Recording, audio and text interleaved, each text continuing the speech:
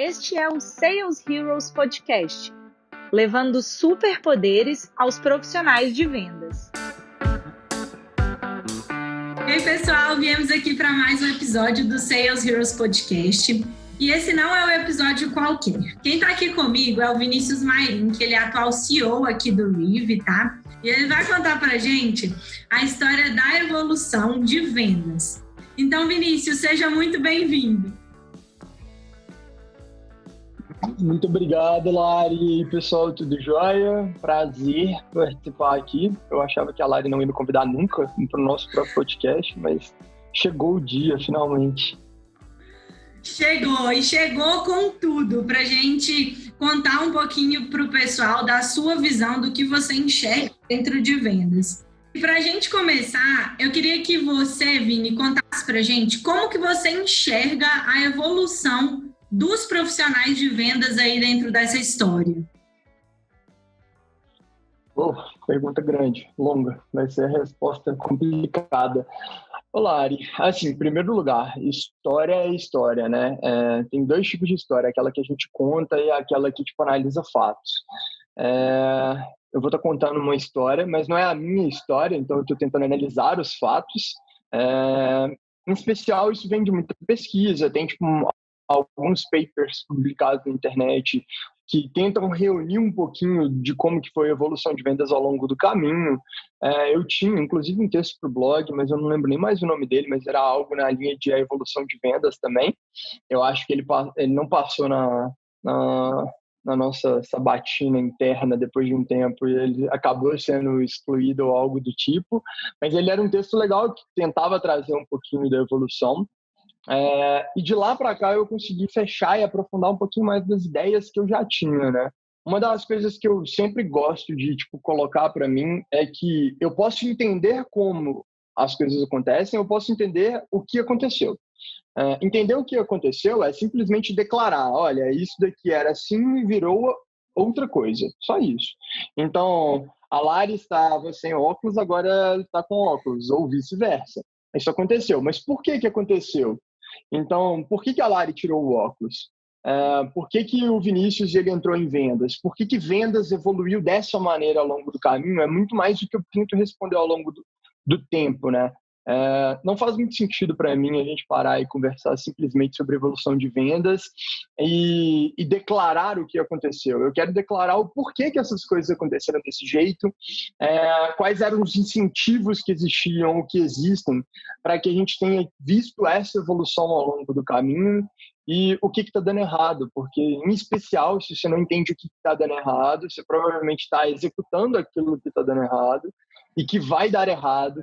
E a não ser que uma mudança, um cisne negro gigantesco apareça na sua frente, você vai sofrer com isso ali num futuro próximo. O que acontece é que quando você olha para uma empresa, no nível organizacional, então quando eu olho para o sistema, eu tenho ali o nível estratégico, que está no topo da cadeia, está no topo da pirâmide. Esse nível estratégico ele tenta definir um objetivo e tenta direcionar todo mundo de acordo com esse objetivo.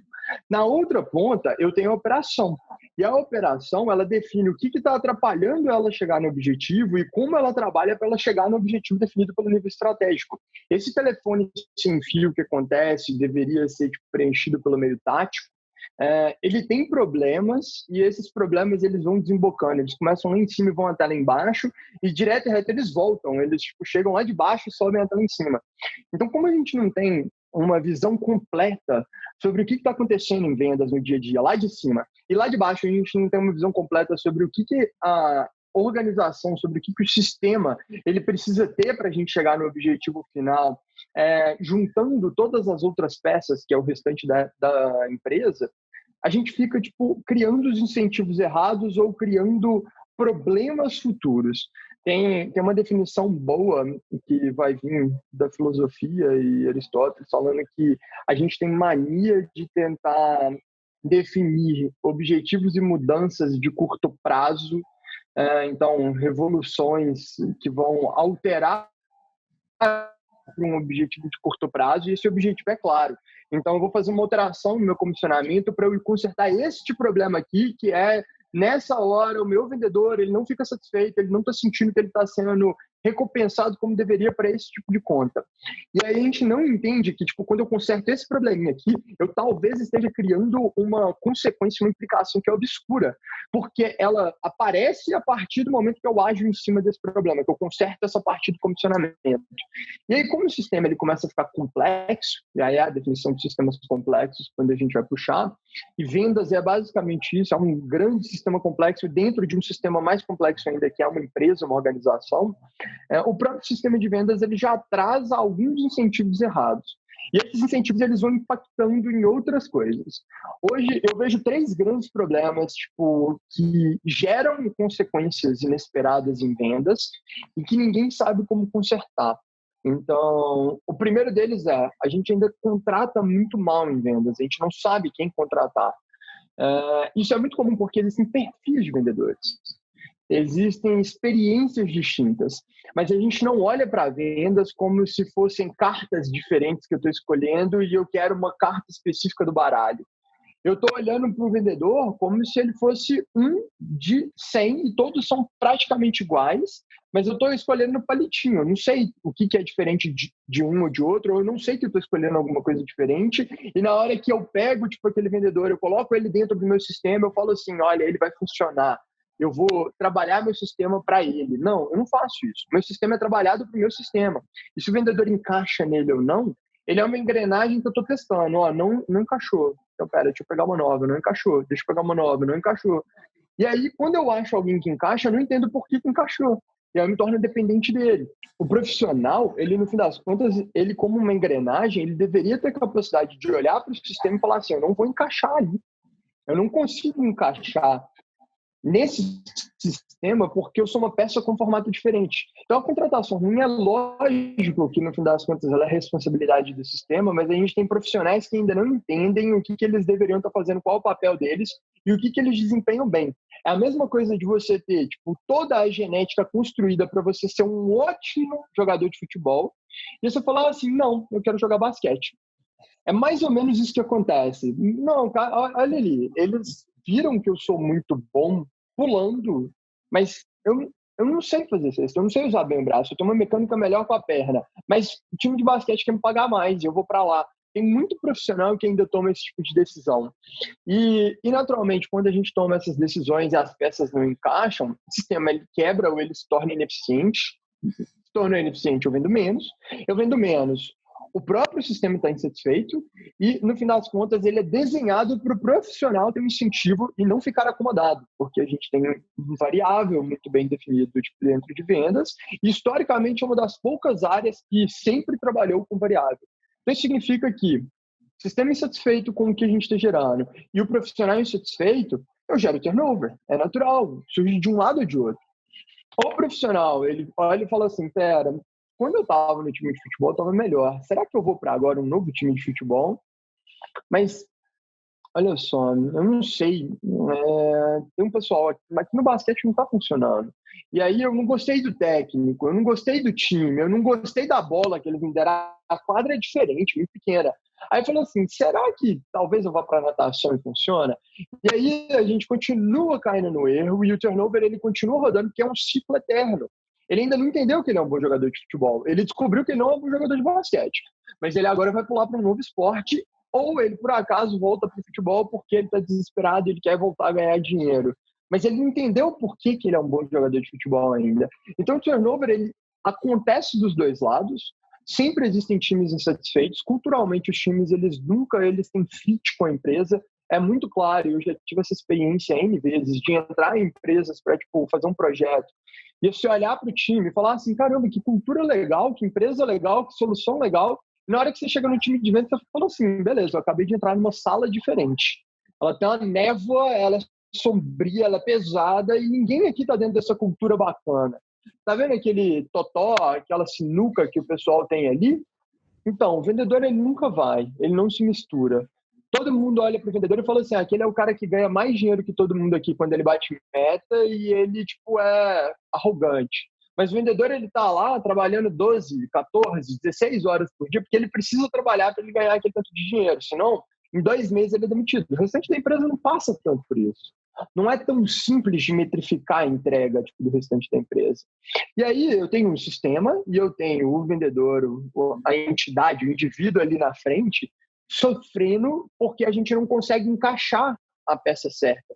Contratamos mal, escolhemos mal para onde vamos como profissionais de vendas e na hora que a gente faz isso, o turnover sobe. O turnover sobe, naturalmente a gente não consegue resolver o problema estrutural da área. Eu não tenho pessoas que ficam tempo suficiente para eu descobrir o que eu tenho que melhorar nelas. Em vários casos, eu não tenho o material certo para usar. Então, eu estou tentando criar um time de basquete com jogadores de futebol, não adianta, eu posso dar o tempo necessário para você, que vai demorar, a não ser que você tenha uma sorte absurda, vai demorar para você conseguir fazer um time minimamente competitivo, você não está trabalhando com as melhores ferramentas, e você está desesperado. E aí os gestores, eles continuam sem saber qual é o problema que eles têm que resolver. O papel principal do gestor, ele é simples. Ele tem que olhar para o sistema e entender como que ele deixa o sistema mais eficiente. É isso. Ele tem que lidar com aquilo que chega de cima dele e ele tem que conseguir fazer isso acontecer para baixo. Então, ele entende quais são as necessidades acima dele, ele tem que saber como que ele multiplica as ações dentro do time para ele conseguir chegar no resultado esperado. Em alguns casos, ele vai ter que olhar para uma peça e falar assim, olha, essa engrenagem não está funcionando, eu vou trocar. Isso é o papel do gestor. O problema é que ele não sabe como resolver. Ele não sabe o que ele está procurando, ele não sabe contratar, ele não sabe quem está errado, ele não sabe por que está errado. E aí ele continua tendo turnover alto, ele não tem cultura organizacional, ele vai ter um turnover ainda pior por causa disso, e ele não sabe o que ele conserta dentro do dia a dia do processo, porque ele não entende se o problema é que ele está vendo, então, um baixo resultado em vendas, ele é causado pelo fato que eu tenho um material inadequado em mãos em termos de recursos humanos, então de pessoas que eu estou trabalhando, ou se ele tem um problema dentro do sistema. Então, dentro da máquina onde eu estou tentando encaixar essas peças, essas pessoas. Isso é muito difícil de fazer, porque a partir do momento que todo o sistema de mercado praticamente trabalha com essa mesma lógica, com esses três problemas, a gente chega numa cultura onde todo profissional de vendas ele é basicamente uma carne passando por uma máquina que está moendo ele. Ele sai do outro lado e ele vê se ainda dá algum gás, se dá para você trabalhar com isso ou não, e você sai morto. E aí eu não tenho profissionais que claramente duram 40, 50 anos em vendas, ou eles não têm uma longevidade muito grande em algumas empresas. Ele passa muito tempo ali dentro da empresa porque ele desenvolveu uma carreira, alguma coisa específica, mas ele não tem fôlego para aguentar 15, 20 anos, porque ele não sabe reformular a carteira dele. Então, eu vou tendo N cenários diferentes, mas, em geral, com 10, 15 anos, o vendedor, o profissional de vendas, SDR, o que quer que seja, ele está olhando e falando assim, beleza, eu quero migrar de área, eu quero mudar, eu quero ir para outra área. E aí ele não tem a paixão real sobre aquilo que ele está fazendo, ele não tem a expectativa de sobreviver fazendo aquilo, porque ele sabe que, no fim das contas, está tomando mais do que devia dele. E essa é a história de vendas. A evolução de vendas, ela começa com uma mesma historinha que acontece em pequenos ciclos. Então, se você vai voltando década a década, não tem uma postura tão diferente dos profissionais ao longo do caminho. Você tem um período ali no meio que a gente teve uma longevidade um pouquinho maior, a gente depois pode entrar nisso, mas ao longo do caminho quase todo mundo passa por vendas e vê vendas muito mais como um meio do que como um fim. E aí, ao enxergar vendas como um meio e não como um fim, você não se dedica, talvez, o suficiente para você dominar aquilo que você deveria dominar. Então, você está ali para sobreviver o quanto você tem que sobreviver, e aí você perde a cultura, que no fim das contas é o que traz o resultado final. Então, quando alguém é apaixonado por marketing, quer trabalhar com marketing, sabe, vai trabalhar para o resto da vida, você olha e fala, pô, que legal, e a pessoa se dedica para aquela arte dela. Em vendas, quase sempre a gente muda no meio do caminho e a gente aproveita alguma coisa que a gente aprendeu em vendas para a gente fazer bem outra coisa. Em alguns casos, a gente fica em vendas, aí eu me torno um consultor, eu me torno um advisor, então conselheiro em vendas, ou senão eu vou para uma parte muito específica, eu vou virar um especialista em vendas que dá treinamento, e aí eu sou o cara bom de técnica, mas eu não necessariamente sou o cara que chega lá e conserta o processo. Eu viro um cara motivacional. São alguns caminhos, mas a gente especializa, tenta sobreviver meio que no nicho do nicho, tentando gerar valor por uma parcela do mercado e não valor para o sistema inteiro. Eu tento consertar uma parte do sistema, mas no fim das contas eu não estou consertando um problema real. Eu acho que assim, esse é o porquê que vendas passa por tudo que passou e continua passando por boa parte daquilo que passava, há 100 anos atrás, há 200 anos atrás, quando a gente começou a ter uma lógica de vendas um pouquinho mais amarrada. Essa é só a primeira parte da história, pessoal. E se você gostou de saber o porquê chegamos aonde estamos, fica de olho que na próxima quarta a gente vai lançar a segunda parte desse episódio. E lá a gente vai contar para vocês todo o desfecho dessa evolução de vendas.